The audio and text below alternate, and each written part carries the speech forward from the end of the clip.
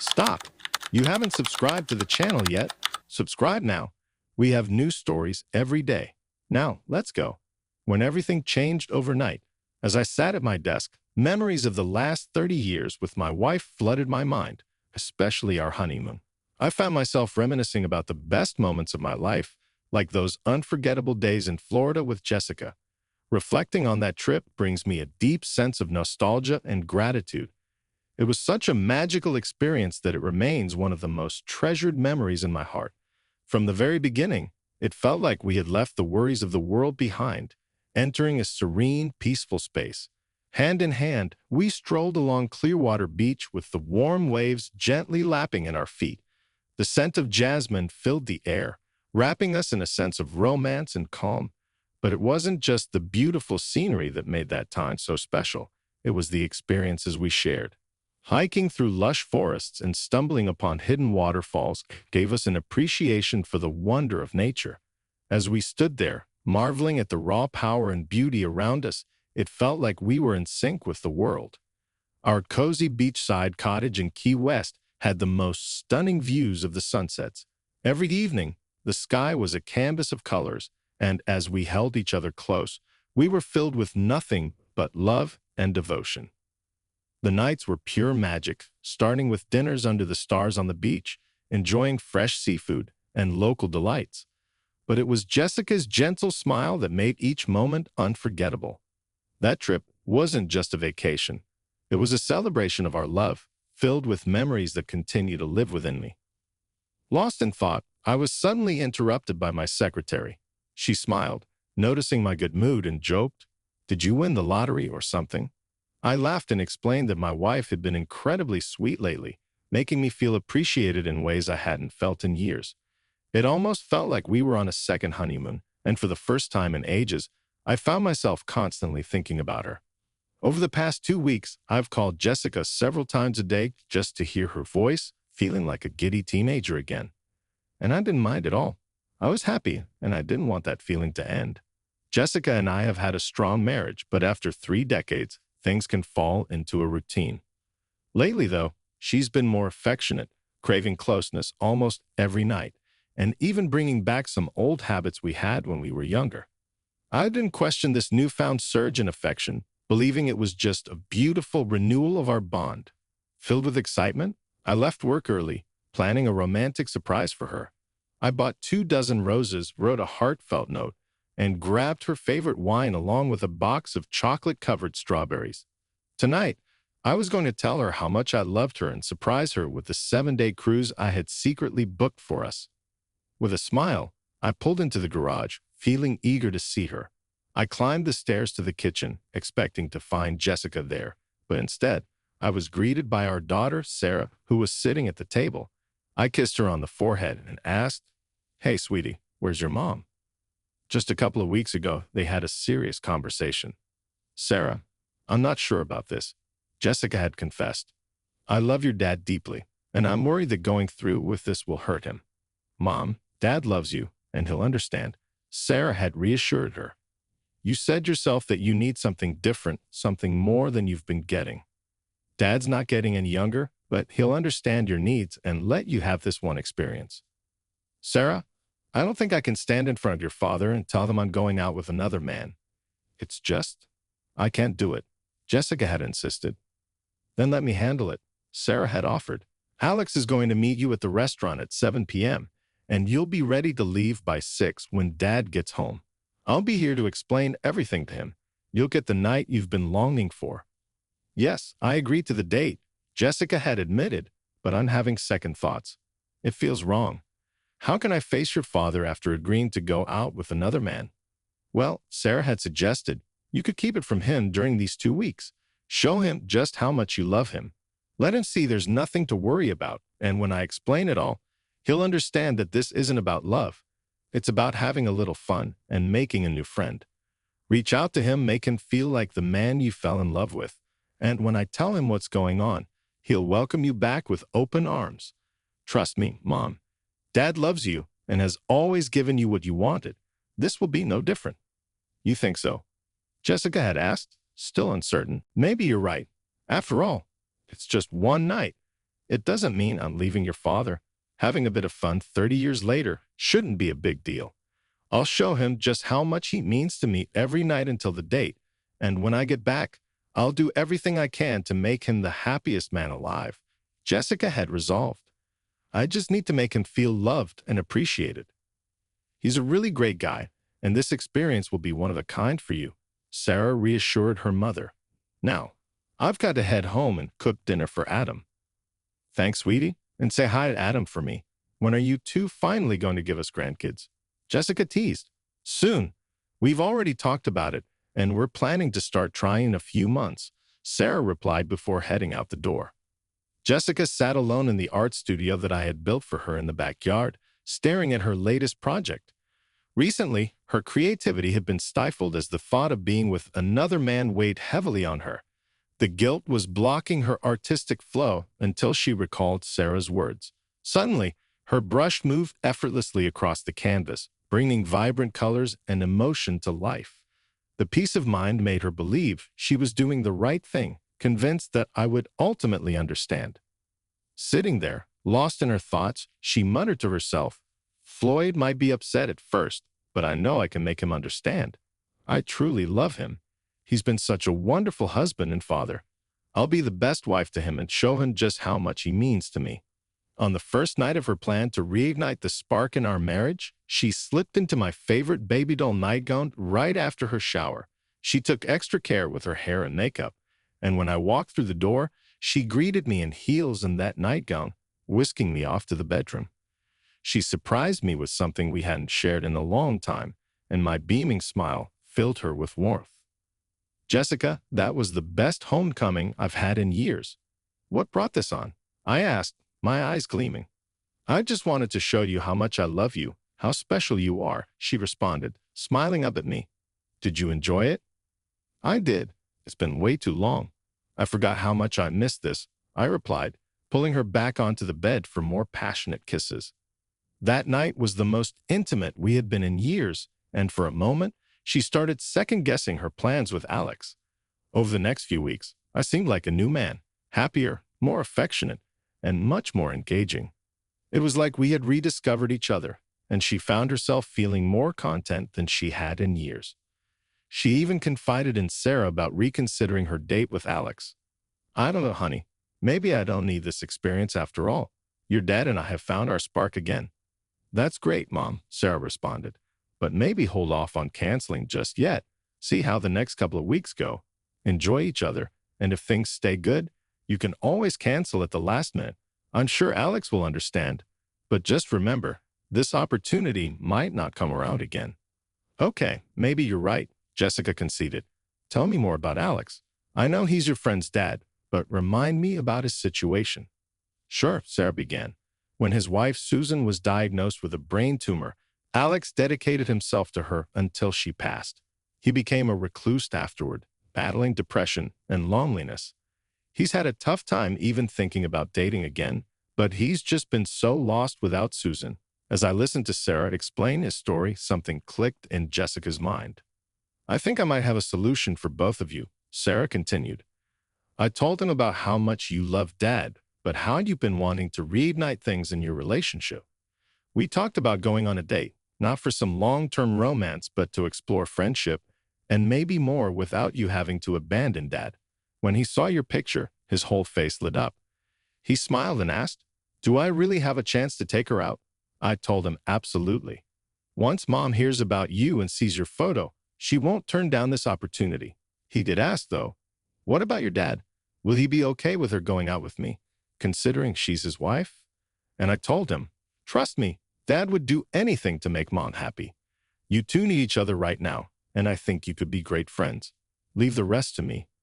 Sarah's words stuck with Jessica, and the following day Alex gave her a call. After a lovely chat, he asked if she'd like to join him for dinner and spend the evening together.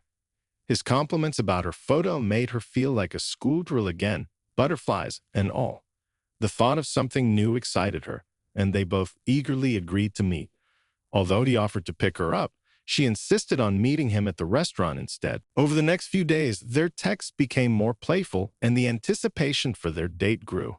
As the night approached, Her texts with Alex could have easily failed any loyalty test, but she was caught up in the excitement.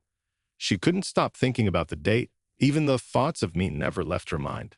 Still, she poured even more energy into our nights together.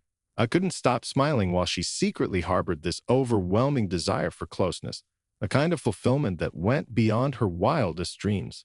I cherished Sarah. She had grown into such a beautiful woman, someone I was incredibly proud of. I regretted not spending more time with her while she was growing up, but I did my best to provide for her and tried to be there when I could. When I saw her, I greeted her with a smile that held a touch of embarrassment. "Sweetheart, what brings you here? And where's your mom?" I asked, setting down the 24 roses, a bottle of wine, and the box of chocolates on the table. "I've got a special surprise planned for her tonight, and I can't wait to see her reaction." Reaching into my jacket pocket, I pulled out the travel itinerary and tickets for a week-long cruise. "I'm taking your mom on a 7-day trip aboard the new yacht, Serenity. I'm so excited to see her joy when she finds out. But don't say a word, okay? I want it to be a surprise." The word daddy always tugged at my heartstrings, bringing back memories of her as a little girl curled up in my lap. But something was off this time. I could see tears forming in her eyes, and she looked like she was struggling to speak. "Dad, we need to talk," she finally said, a tear escaping down her cheek. Seeing the concern in my eyes, she urged me to sit down, and I complied, bracing myself for what I sensed was bad news. "What's wrong? Is everything okay with your mom?" I asked, my heart racing. "Mom's fine, but there's something you need to know," Sarah began, her voice trembling. After a long pause, she continued, "Dad, you know how much Mom loves you, and she's been talking about how great things have been between you two lately, right?" "Yeah, and I love her too. That's why I'm doing all of this." My stomach tightened as her tears flowed freely, and I could feel something terrible was coming. "I'm really sorry, Daddy," she said, the words hitting me like a freight train. "But Mom, she went on a date." I sat there in stunned silence, processing the words but not fully understanding their weight. Her tears flowed as my mind struggled to connect the dots, and anger began to bubble up inside me. "Sarah, what are you saying? Where is your mother?" I demanded, my voice rising. She flinched at my tone, clearly scared by the intensity of my reaction. "Dad, please listen," she pleaded. "Mom loves you, but she's out with someone else tonight, and she won't be home until tomorrow. She didn't want to tell you herself because she didn't want to hurt you. It's just for one night, and she'll come back tomorrow." I blinked in disbelief, my mind rejecting the idea. "What? This has to be some kind of joke. Your mother would never betray me like this. We've been so happy lately. I just don't believe it." "Dad, I know it's hard to hear," Sarah reasoned, her voice soft. "But after 30 years of marriage, Mom felt like she needed something new. It's just one night, and she'll love you even more for understanding." I stared at her, trying to make sense of what she was saying. "Sarah, why are you involved in this? This is between your mother and me. You shouldn't be in the middle of it. How did she drag you into this?" "Dad, you know Mom and I are close. We talk about everything," Sarah explained, her voice cracking. "She confided in me that things had slowed down between you two, and she felt neglected. My friend's dad lost his wife a few years ago, and he was so lonely. I thought they could help each other, so I introduced them." I shot out of my chair, knocking it over. "Are you telling me you set your mother up on a date with your friend's father? Is this real? Did you really do this?" Sarah cowered under the weight of my anger as I towered over her, pacing the room in disbelief. "Answer me, Sarah. My wife, your mother, is out with your friend's dad because of you? How could you do this to me?" "I'm sorry, Daddy. I really am," she said, her voice barely a whisper. "It sounds bad when you put it that way, but I did it out of love for both of you and for him." "Love? Love for them? What about me? Do I mean nothing to you? Am I just some fool you can toss aside while you play matchmaker? Where is she, Sarah? Where is your mother? And what did you mean when you said she won't be home until tomorrow?" "Dad, they went to a restaurant, but I don't know which one," Sarah answered, her voice shaking. "And yes, they're spending the night together, but it's just this one time. I swear she'll be back tomorrow, and she only loves you. All she's been saying for the last 2 weeks is how much she loves you." I stood there, disbelief and anger mixing in my chest. So all this time, I thought her affection was genuine, but was it just to ease her guilt? Well, Sarah, this won't end the way you or your mother think it will. I promise you that. Tears streamed down her face as she pleaded with me. It's not like that, Dad. She never pretended to love you. She's been doing everything she can to show you how much she cares. Can't you give her just this one night? You've had 30 great years together. She loves you so much and can't imagine life without you. Please don't throw it all away. No, Sarah, I replied coldly. That ship sailed the moment your mother agreed to go out with another man. Who is this guy anyway? He's my friend Mary's dad. He's really nice, and I think you two would get along if you met, she said, trying to calm me down. Oh, really? You think we'd be great buddies, huh? Maybe we can start hanging out, and I can offer him your mom on the weekends. Is that it? Maybe we can even be drinking buddies while I watch and date my wife. Sarah sank into her chair, realizing her plan had unraveled before her eyes. She had never seen me this angry before, and my sarcasm cut deep. After pacing the room a bit longer, I finally regained some control over my emotions. Listen carefully, Sarah, I said, my voice filled with venom. I want you to leave now. I need to be alone to process what you and your mother have done to me. Don't call me. Don't write. Don't try to reach me. You are no longer my daughter. You're dead to me. Do you understand? I'm not your father anymore. Dad, no. Please don't say that. I love you, and I want to stay here with you tonight. Mom and I planned for me to stay so you wouldn't be alone. Please don't send me away, she sobbed, her face buried in her hands. Leave, Sarah, I said coldly. Your level of disrespect makes me question whether you ever truly respected me as your father. You're your mother's daughter through and through. I worked hard for years to give you and her a better life, and this is how you repay me? Get out. I have no daughter now. Through her tears, she pleaded, Dad, I love you. Don't say this. Just wait for Mom to explain everything tomorrow. You've had 30 wonderful years together. She might have one thing, or two, or 1,000, but she'll never have me again, I said bitterly. Forgiveness is out of the question. Everyone involved will pay, including the man who took your mother out. Now leave. Tears streamed down her face as she fled the house, feeling a pain she had never experienced before. She never expected me to react this way, and as she ran, she realized she might have made a terrible mistake by helping her mother with this plan. She had hoped I would understand, but my fury left no room for hope. As soon as Sarah left, I dialed Jessica's number, but it went straight to voicemail. I left message after message, begging her to come home, but there was no response. By 2 a.m., I realized she wasn't coming back that night. Exhausted from the emotional strain, I sat there staring blankly at the TV, though I barely registered what was on. I thought about our 3 decades of marriage, the birth of our daughter, the celebrations, and all the moments that now seemed meaningless. How could she do this to me after all those years?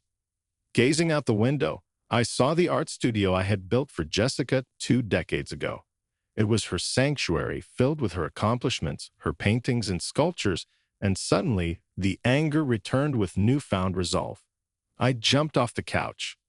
Over the next few hours, I made countless trips to our bedroom, gathering all of her belongings, her shoes, her dresses, her jewelry, and tossing them into the studio. I even gathered all the photo albums, including the ones from our wedding, and piled them up. Then it hit me, her wedding gown, the baby clothes, all those sentimental things in the attic. I hauled them down too, adding them to the growing heap. By the time I was done, the pile of her belongings was enormous. At 5:30 a.m., I grabbed a canister of gasoline from the garage and marched out to the studio. But I decided to give her until 6 o'clock to come home, to explain herself, to maybe try to save what was left. If she didn't return by then, everything would go up in flames. I spent the next few minutes transferring funds, canceling our joint accounts, and packing a few bags. If she didn't show up by 6 o'clock, I would have left by 6:05. My hope had burned out, just like my trust in her. I poured gasoline all over the pile of belongings in the studio, pausing for just a moment, feeling the weight of my actions. With a deep breath and a heavy heart, I struck the match and watched as the flames roared to life, quickly consuming everything Jessica held dear. The fire spread rapidly, its orange glow visible from the street. Before I even left, driving away, a wave of sorrow hit me hard. Tears streamed down my face as I realized that, just like the studio, my once happy marriage had gone up in flames. What I didn't expect was how the fire jumped from the studio to the back porch, igniting it as well. Thankfully, the firefighters arrived quickly and managed to contain the blaze before it reached the house, though the damage was extensive. The house itself had suffered heavy smoke damage, making it uninhabitable until repairs could be made. Shaken, I checked into a motel about 90 miles away, paid in cash to avoid leaving a trace in case the authorities came looking for me. My adrenaline kept me wide awake, even as I finally collapsed onto the bed after turning off my phone. Sleep took over, and I didn't wake until noon the next day. When I turned my phone back on, it exploded with notifications, dozens of missed calls and texts from Sarah, Jessica, and even the sheriff. Meanwhile, at the restaurant, Jessica stepped out of the Uber, meeting Alex at the reception desk. Nervous but excited, she noticed how he smiled at her little black dress, the sheer tights, and the high heels. His gaze lingered on her neckline, accentuated by the glimpse of a black bra. Earlier that day, Jessica had spent hours at the salon making sure her hair and makeup were flawless. Tonight, she was determined to make this one-time encounter unforgettable. Seeing Alex's reaction filled her with confidence. She greeted him with a soft kiss, and they moved to the bar where he couldn't take his eyes off her. Jessica felt a rush of excitement, something she hadn't felt in years, and decided to silence her phone to fully enjoy the evening without distractions. The chemistry between them was undeniable. They flirted like old friends, something she hadn't done with me in a long time. By the time they finished their second drink, the hostess announced their table was ready, and they moved to their seats. The conversation flowed easily, and Jessica found herself enjoying every moment. When Alex asked if she was still up for spending the night together, Jessica playfully slipped off her heels and ran her foot up his leg, teasing him. He smiled and declared it was time to leave. Hand in hand, they made their way to his pre-booked hotel room. As the elevator ascended to the 14th floor, reality hit Jessica for a brief second. Thoughts of me flashed through her mind. Sensing her hesitation, Alex pulled her close and kissed her passionately. That kiss pushed all thoughts of her husband out of her head. Tonight, she was Alex's. Once inside the room, he wasted no time unzipping her dress and letting it fall to the floor. His touch sent shivers down her spine. Time seemed to stand still as the night unfolded, filled with sensuality and tenderness. Jessica found herself completely lost in the moment, surrendering to the experience. Later, when Alex confessed his attraction to her, she felt a pang of guilt but quickly pushed it aside. This night was about them. They made love again 4 more times throughout the night and once more in the morning. It was the most intense physical experience Jessica had ever had, and she felt a rush of pride for allowing herself this indulgence. The next morning, bathed in sunlight, Alex held her close. "Jessica, you're an extraordinary woman," he said softly. "I believe I'm falling in love with you. Can we see each other again?" Jessica felt her heart race. "Alex," she started delicately, "last night was amazing, and you're a wonderful man. But I'm married, and I can't do this again. It was a one-time thing. Please think about it before you say no." Alex urged, "Your husband doesn't seem to mind if you let this continue. I know I can make you happy." "All right, I'll think about it," Jessica said softly, giving him one last deep kiss. As much as she enjoyed being with Alex, her heart belonged to me, and she hoped I could forgive her for what she had done. After breakfast, Alex drove Jessica home. She switched on her phone for the first time since the night before and was overwhelmed by the number of missed calls and texts. Seeing my messages, a wave of guilt washed over her. She had caused me so much pain, and now she had to face the consequences. As Alex pulled into her neighborhood, Jessica's heart sank when she spotted fire trucks and police cars outside her house. Though the front of the house seemed intact, panic gripped her. What had happened? "Mom, where are you?" Sarah's voice came through the phone as soon as Jessica answered. "I'm almost home, sweetie. What's going on?" "There was a fire at the house. We've been trying to reach you all night, but your phone was off. Dad's missing. Mom, no one knows where he is." Panic flooded Jessica's mind. "I'll be home in a minute. I'll call you back." As Alex pulled into her street, Jessica saw the firefighters gathered near the house. She hurried over, a knot tightening in her stomach. "Are you the homeowner?" One of the firefighters asked as curious neighbors watched her arrive with Alex, an unfamiliar man. "Yes, yes, I'm Jessica Harper," she replied, her heart pounding. "Well, Mrs. Harper, we managed to save most of the house. Only the back porch was damaged, but you won't be able to stay here until the smoke damage is cleaned up. Unfortunately, the studio at the back couldn't be saved." Jessica's knees buckled, and Alex caught her just in time, guiding her to sit down on the curb. "Is everything in the studio gone?" Jessica asked, her voice trembling. "I'm afraid so. All that's left are charred remains," the firefighter said gently. "We're still investigating the cause of the fire, but a police detective would like to speak with you." Jessica stood up shakily, heading toward the back of the house, where she was met by Sergeant Bennett. "Mrs. Harper, do you have any idea what might have caused the fire?" he asked. "No," Jessica replied weakly. "I wasn't home last night." "Are you her husband?" the surgeon asked, turning to Alex. "No, just a friend," Alex answered, his face reddening as the surgeon raised an eyebrow. "Do you know where your husband is?" the surgeon pressed. "I don't," Jessica admitted. "I haven't spoken to him." "And where were you last night?" the surgeon asked, his tone growing more serious. "I was with Alex at the Hilton downtown," she answered quietly, shame creeping into her voice. She could feel the weight of judgment in the surgeon's eyes as she stood amidst the wreckage of her life. She had just admitted to the detective that she didn't spend the night with her husband, and now he was missing too. The detective had more questions. "Mrs. Harper, are you and your husband separated? Do you have any idea where he was last night?" "No, we're happily married," she insisted, though the words felt ridiculous after she'd just confessed to spending the night with another man. "When you do hear from him, please give him my contact information," the detective instructed, handing her his card. A wave of emotions hit her, anger and fear. Anger at the destruction of her sanctuary and all her hard work now lost in flame. Fear of my rage and what it might mean for our marriage. She had to find me, to explain herself. She called Sarah. "Sarah, have you heard from your dad?" "No, I haven't spoken to him since last night." "Mom, why didn't you stay with him like we planned?" "He kicked me out and disowned me," she revealed, her voice breaking. Those words sent a chill down Jessica's spine. I had never said anything like that before. If I really did disown her, it was worse than she could have imagined. When she entered the house, the smell of smoke hit her immediately, and the walls were stained with soot. Our cozy home was now a disaster, uninhabitable until repairs could be made. She went to the bedroom to gather some clothes, but when she opened the closet, she froze. All her things, clothes, shoes, jewelry, were gone. Her heart pounded as she rushed to her nightstand to find her wedding rings, but they weren't there.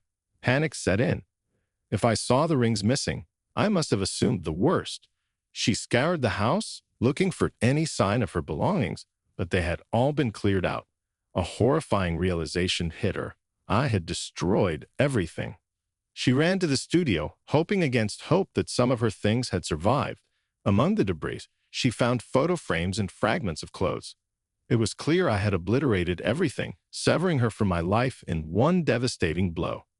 In tears, she called Sarah again, telling her what had happened. She didn't know where to go. Alex had offered her a place to stay, but she didn't want to see him. She needed to be alone. "I've lost your father," she sobbed into the phone. "Mom, don't say that," Sarah pleaded. "Dad loves you." "I know he does. He burned everything, Sarah. My clothes, my paintings, the studio. Everything's gone. I hurt him, and I don't blame him. What I did is unforgivable. I should have talked to him instead of going on that date." "Mom, don't blame yourself. You can stay with us until the house is fixed. We'll buy you new clothes and get you settled tonight," Sarah offered. "But all my work, everything I've built for 20 years, is gone," she lamented, her tears drawing the attention of some neighbors passing by. Just then, her phone rang. It was me. Barely able to breathe, she answered. "Floyd, is that you?" "Hi, Jessica." "Floyd, please. Where are you?" "Come home. We need to talk," she begged. "No, Jessica, I know everything. From your daughter." "Yes, your daughter, not mine. You're both dead to me." This may be the last time we talk. No, Floyd, please don't say that. I love you. The studio. It's gone. Did you do this? Jessica, you did this, not me. Maybe I didn't physically start the fire, but your betrayal is what burned everything to the ground. When I saw your wedding rings left behind and realized you gave yourself to someone else, you died to me. What you did is unforgivable. Floyd, no. Please, we've had 30 wonderful years together. Can't we talk and work this out? No, Jessica. You planned to betray me. You gave me 2 weeks of love to ease your guilt and then cheated with our daughter's help. There's no way to accept or forgive such treachery. Floyd, don't do this. I love you, she pleaded. This is over. Contact my lawyer for anything further. Goodbye, Jessica. Floyd, wait. Floyd. She screamed into the phone, but I was already gone. She collapsed onto the ground, feeling like her entire world had been ripped away. Sarah arrived just as she was calling me again, tears streaming down her face as they embraced, mourning the loss of everything they held dear. They couldn't stay in the wreckage of their home, so they headed to Sarah's house. When they got there, Sarah told her husband, Mike, everything. He was horrified by what he heard. Sarah, you arranged a date for your mother with another man, and you knew your dad would be alone. How could you do that to him? He was a good man, and you've shattered him. I'm shocked and disappointed. We need to talk about ourselves now. Having children is on hold until I figure out where your values lie, because I don't share them. Sarah was taken aback by Mike's anger. She hadn't expected him to react so harshly, but deep down, she knew the real issue wasn't just their future. It was the collapse of her parents' marriage, her father's disappearance, and her mother's shattered happiness. Everything was falling apart because of one night. 5 days later, I returned to the house to assess the damage. I chose not to file an insurance claim to avoid further costs. I contacted my lawyer, making it clear that the house was mine, not part of the settlement. Jessica would get half of our savings, but no alimony. When I came home, a neighbor who knew Sarah from school called her, and she rushed over to the house. She found me standing in the bedroom, inspecting the damage. She ran to me, embracing me tightly. Daddy, I'm so sorry. Please forgive us. We love you. Sarah, I told you not to speak to me again. I can't forgive either of you. No, you have to forgive me. I'm your daughter. You love me. I don't have a daughter anymore, just a woman who broke my heart. Now leave me alone. Dad, Ma needs you. She's miserable. She misses you terribly. Please come over and talk to her. I will never speak to her again. Our marriage ended the moment she went on that date and left her wedding rings behind. You can both contact me through my lawyer. Are you really going to end 30 years of marriage? Sarah asked, her voice trembling. No. Your mother ended it when she chose another man over me. You both destroyed my happiness, and I won't forgive or forget. Now get out, I said coldly. Sarah left in tears, devastated by my words. She knew they would leave scars that no amount of time could heal. The next day, Jessica received divorce papers. She was overwhelmed, finally realizing her marriage had ended because of her infidelity. She tried to reconcile, sought counseling, and begged me to talk, but I stayed silent. Mike eventually reached out to me to apologize for Sarah's involvement in the affair, but the damage was done. Mike reconsidered having children with Sarah, now uncertain about her loyalty and values. They went into couples counseling, trying to salvage their marriage. As for Jessica, she hoped to return to our rebuilt house, but the divorce decree awarded it to me. She received half of our savings and no alimony. Jessica was forced to find a job, something she hadn't done in 30 years. She moved from Sarah's apartment to a small one-room flat near the city, taking a job at a small art gallery to make ends meet. Her once comfortable life was gone, along with the marriage she had taken for granted, all for one thrilling night. No amount of tears could wash away the regret and pain of that one affair.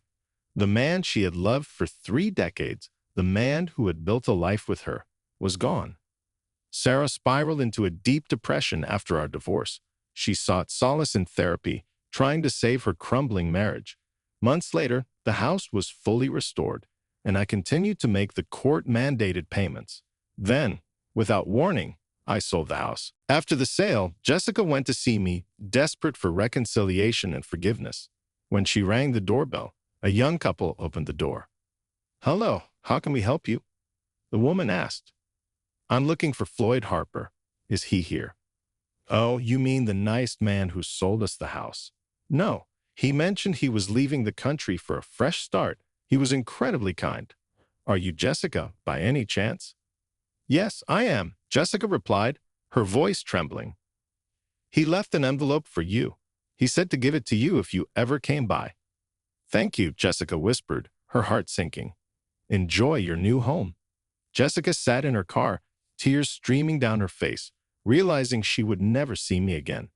The love she had so recklessly discarded was now truly gone. Returning to her small apartment, she sat on her bed, her hands shaking as she opened the letter. Jessica, 30 remarkable years. I will forever cherish the beautiful life we shared.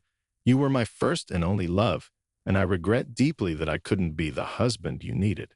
If I had known you needed more, I would have moved mountains for you, but you chose to walk this path alone, and so our marriage ends the same way, alone.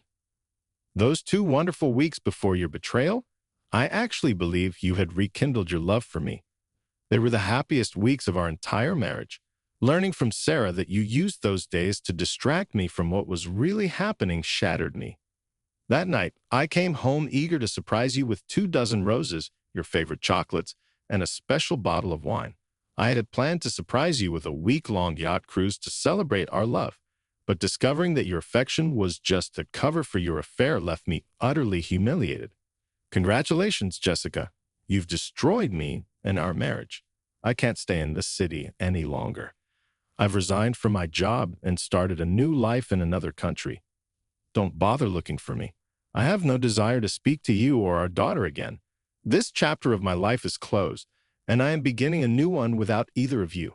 It will take me years to heal from the pain you inflicted, but I will recover without you. I hope that night was worth everything we had together. I suspect it was. You and Sarah will have plenty to talk about. Have a happy life, and please forget me as I already have. Floyd. Jessica thought she had no tears left, but after reading my letter, she cried uncontrollably. She curled up on the bed, overwhelmed by the regret and sadness that had replaced the excitement and memories of her night with Alex. Now 52 and alone, she saw nothing but a bleak future ahead. One unselfish night had cost her everything. Meanwhile, I had confronted Alex late one night before I left for Costa Rica. Showing up unannounced, I pushed my way into Alex's home. I'm Floyd Harper, Jessica's husband. You stole her from me.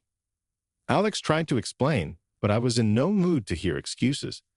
The anger and pain I'd been harboring for weeks exploded in a matter of minutes. I wielded a crowbar and left Alex broken and bruised. As I walked away, I warned, take my advice. Messing with a married woman is bad for your health. By the time Alex reached the ER and reported the assault, I was already boarding a flight to Costa Rica, far beyond the reach of U.S. law.